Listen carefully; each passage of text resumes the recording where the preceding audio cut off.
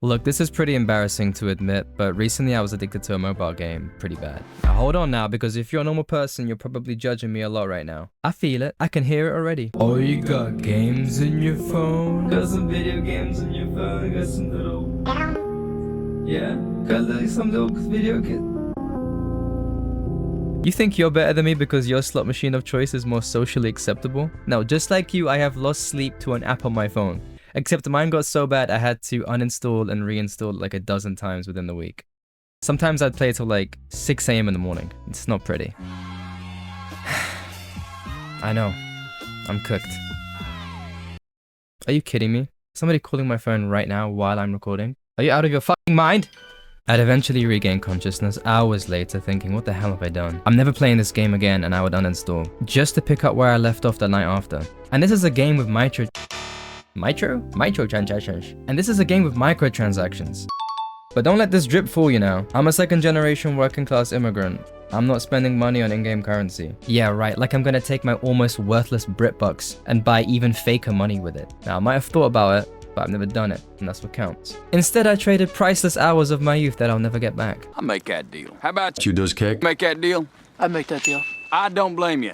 Damn good deal. But like a true gambler, I want to make back what I lost. So I'm going to cash in on my experience by showing you exactly how they got me. For context, I have ADHD, which makes me way more likely to get addicted to things. But you see, my whole life I never had an issue with gambling. In fact, it doesn't even slightly appeal to me. Gambling used to mean going into some dingy den filled with third-hand smoke and disappointment in the air. Taking your hard-earned cash out of your wallet and putting it into some crappy, obviously rigged gambling machine. That entire process is very intentional and very deliberate. I don't care how friendly the staff are, you only go to a casino to gamble. You up 4 in the morning playing blackjack, fucking loser. Ain't talking about me. But I downloaded this game because it looked like a free and fun way to forget about my stress for like 5 to 10 minutes. But there's a reason why this free to install ad-free game is one of the highest grossing games on the App Store. At first the gameplay is novel and just fun enough to play for a few minutes. The art style is vibrant and fun. You play as a warrior capybara fighting monsters. The premise is solid, I'm sold. The user interface is clean and feels great to use. Before you know it, you're opening the app every day to claim your daily login reward. And your weekly reward. Many of those rewards let you gamble for more loot. A free spin on a roulette wheel, or a scratch card, or open a loot box for a random chance for more rewards. In this game, there are objectives for opening a certain number of loot boxes, where the reward is more loot boxes. You see where I'm going with this? So much effort gets put into the gambling aspect of this game that you can forfeit the ability to play the game for the day just to gamble more and get more loot. Eventually you always will because it's so much more efficient to level up, and if you don't, as you clear levels and the difficulty ramps up in the game, in order to just progress, you kinda have to. Before you realize it, it's too late. You have a habit now. As you get stronger and clear more levels, the difficulty starts ramping up so much that the only way to get ahead is to log in every day and spin the wheels. Eventually, this game is making you spin and scratch card your way to the next level, fooling you into thinking you've progressed towards something. That is until you've run out of free spins and it's time to spend real money. And trust me, there are many more tricks this game uses that I haven't even mentioned in this video, but believe me when I tell you they have intentionally designed this game to manipulate you. I'm making this video because I wanted to share what I thought was my unique experience with tech addiction, but just like every man in their 20s thinks of growing a mustache, there was nothing unique about that experience. Before I go on, I want to tell you a story from my old job.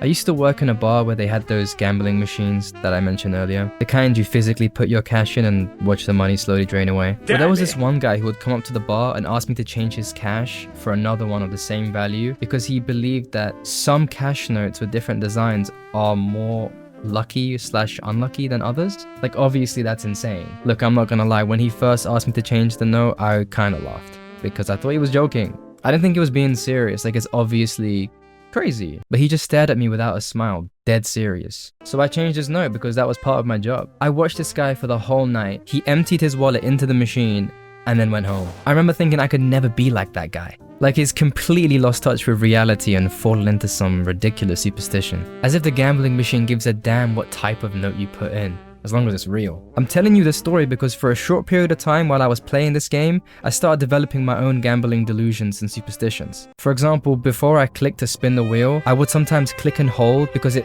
felt like I was getting better loot for some reason. I remember becoming self-aware that I was doing it and thinking to myself like, obviously, like that's not making a difference. As if the developers of this game would put in some specific code which takes into consideration how you press the button. That's ridiculous. But what if they did put that code in? I mean, what if they left behind an exploit for themselves and I discovered it and I can use it to my own advantage now and get even more loot? And just like that, I became the crazy gambling guy from the bar I used to work at. Okay, maybe not entirely because I didn't use real money, but my point is, no one is safe from predatory design. And avoiding gambling isn't as easy as it used to be. Even your favorite social media platforms take direct influence from casinos. Now I know I'm not the only person who's realized that everything is basically some form of a slot machine now. These apps are designed to manipulate you. And it works. If you feel like you have an unhealthy relationship with technology, however bad it is, I get it. Just please don't shame yourself for it. Please be kind to yourself because we all deserve kindness. And shame isn't going to make this any better. In fact, it's probably going to make it worse. You're going to feel more stressed, you're going to want an escape.